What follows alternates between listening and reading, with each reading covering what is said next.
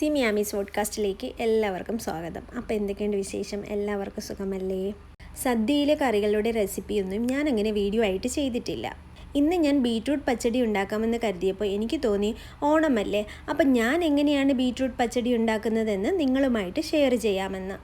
അതിനായിട്ട് ഒരു medium size beetroot എടുത്ത് ഈ കാണുന്നത് പോലെ അരിഞ്ഞെടുത്തു. തീരെ ചെറുതുമല്ല വലുതുമല്ല, അങ്ങനെ ഒരു പരുവത്തിന്.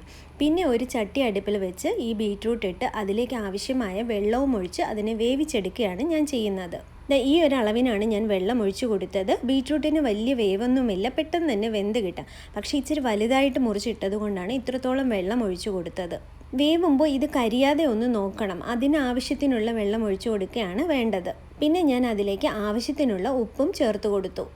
അത് കഴിഞ്ഞ് ഇതിനെ അടച്ച് വെച്ചിട്ടാണ് ഞാൻ വേവിച്ചത്. ഇടയ്ക്കൊന്ന് ഇളക്കി കൊടുക്കണം കേട്ടോ. ഇളക്കി കൊടുത്തില്ലെങ്കിൽ മുകളിൽ കിടക്കുന്നതൊന്നും ചിലപ്പോൾ വെന്ത് കിട്ടില്ല. അപ്പോൾ അതിന് വേണ്ടിയിട്ടാണ് ഒന്ന് ഇളക്കി കൊടുക്കുന്നത്. ഇതിൻ്റെ വെള്ളമൊക്കെ പോയി ഈ ഒരു പരുവത്തിന് വെന്ത് കിട്ടിയിട്ടുണ്ട്. ഇനി ഞാൻ ഇതിനെ ഒരു പാത്രത്തിലേക്ക് മാറ്റുകയാണ്. കാരണം ഇത് കറിച്ചട്ടി ആയതുകൊണ്ട് ഇതിൽ ചൂട് കൂടുതലായിരിക്കും. അപ്പോൾ അതിൽ തന്നെ ഇരുന്നാൽ കുറേ സമയമെടുക്കും അതൊന്ന് ആറിക്കിട്ടാനായിട്ട്. പിന്നെ ഞാൻ ചെയ്തത് ആവശ്യത്തിനുള്ള തേങ്ങ, അതേതാണ്ട് 1 കപ്പോളം തേങ്ങ ഞാൻ എടുത്തിട്ടുണ്ട്.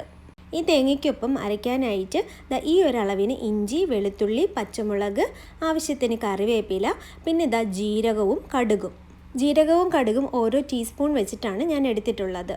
അരയ്ക്കുന്നതിന് വേണ്ടി ഇതെല്ലാം കൂടി മിക്സിയുടെ വലിയ ജാറിലേക്കാണ് ഞാൻ ഇട്ട് കൊടുക്കുന്നത്.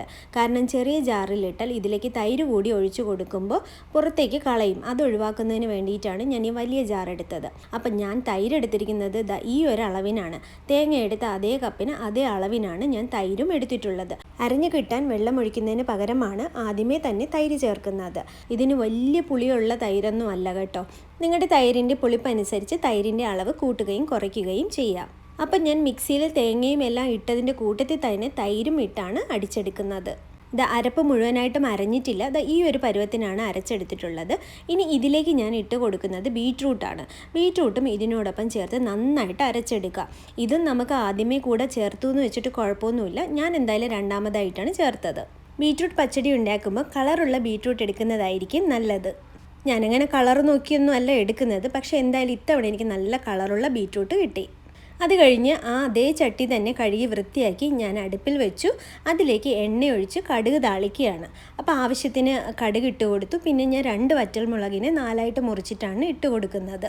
ഇതിലേക്ക് ആവശ്യത്തിനുള്ള കറിവേപ്പില കൂടി ഞാൻ ചേർത്ത് കൊടുത്തു. അത് കഴിഞ്ഞ് ഞാൻ മിക്സിയിൽ അരച്ചെടുത്തിരിക്കുന്ന അതുകൂടി ഞാൻ ഇതിലേക്ക് ചേർക്കുകയാണ്. അരപ്പ് ഇതിലേക്ക് ഒഴിച്ചതിന് ശേഷം ആ മിക്സിയിലേക്ക് ഒരല്പം മാത്രം വെള്ളം ഒഴിച്ച് മിക്സി കഴുകി ആ വെള്ളം മാത്രമേ ഞാൻ ഇതിലേക്ക് ചേർക്കുന്നുള്ളൂ. എത്രമാത്രം തിക്നെസ് ഉള്ള ബീറ്റ്റൂട്ട് പച്ചടിയാണോ നിങ്ങൾക്ക് ആവശ്യം അതനുസരിച്ചിട്ട് വേണം നിങ്ങൾ ആ മിക്സി കഴുകി ഒഴിക്കാനായിട്ട്. ഒരുപാട് വെള്ളമാകാൻ പാടില്ല. ഇതൊരു കറക്റ്റ് പരുവത്തിനാണ് ഞാൻ ഒഴിച്ചിട്ടുള്ളത്. ബീറ്റ്റൂട്ട് നമ്മൾ പച്ചയ്ക്കും കഴിക്കുന്ന സാധനമാണ്. എങ്കിൽ പോലും നമ്മളിവിടെ വേവിച്ചിട്ടാണ് ഇത് കറിക്കായിട്ട് എടുത്തിട്ടുള്ളത്. പിന്നെ നമ്മൾ ഇതിനെ ഒരുപാട് വേവിക്കേണ്ട കാര്യമൊന്നുമില്ല. അത്യാവശ്യം കുറച്ചൊന്ന് തിളച്ച് വരുമ്പോൾ തന്നെ നമുക്കിത് ഓഫ് ചെയ്യാം. പിന്നെ ഇതിലേക്ക് ഇച്ചിരി ഉപ്പ് കുറവാണെന്ന് തോന്നിയത് കൊണ്ട് ഞാൻ ഒരല്പം ഉപ്പ് കൂടി ചേർത്ത് കൊടുത്തു. ഇനിയാണ് ഞാൻ എൻ്റെ സീക്രട്ട് ഇൻഗ്രീഡിയൻ്റായ പഞ്ചസാര കൂടി ചേർത്ത് കൊടുക്കുന്നത്.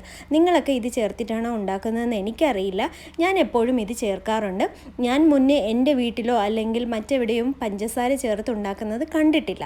പക്ഷെ ഞാൻ എപ്പോൾ ഉണ്ടാക്കിയാലും ഇതിലേക്ക് ഒരല്പം പഞ്ചസാര ചേർത്ത് കൊടുക്കും.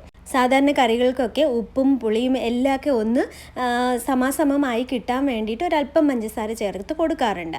അപ്പോൾ ഞാൻ ഇതിലേക്ക് ഒരല്പം കൂടുതൽ പഞ്ചസാര ചേർത്ത് കൊടുക്കും. അപ്പോഴാണ് ഇതിനൊരു പ്രത്യേക ടേസ്റ്റ് കിട്ടുന്നത്.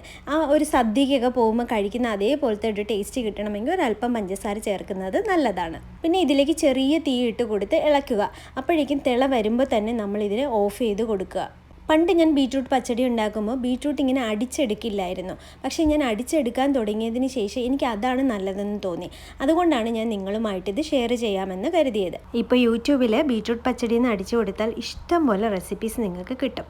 പക്ഷെ ഞാൻ എങ്ങനെയാണ് ഉണ്ടാക്കുന്നതെന്നാണ് നിങ്ങളുമായിട്ട് ഷെയർ ചെയ്യാൻ ഞാൻ ആഗ്രഹിച്ചത്. അപ്പോൾ എൻ്റെ വീഡിയോ ആദ്യമായിട്ടാണ് കാണുന്നതെങ്കിൽ സബ്സ്ക്രൈബ് ചെയ്യാൻ മറക്കരുത്. ലൈക്ക് ചെയ്യുക, ഷെയർ ചെയ്യുക, കമൻറ്റ് ചെയ്യുക. മറ്റൊരു വീഡിയോയുമായി ഞാൻ വീണ്ടും വരും. അതുവരേക്ക് ബായ്.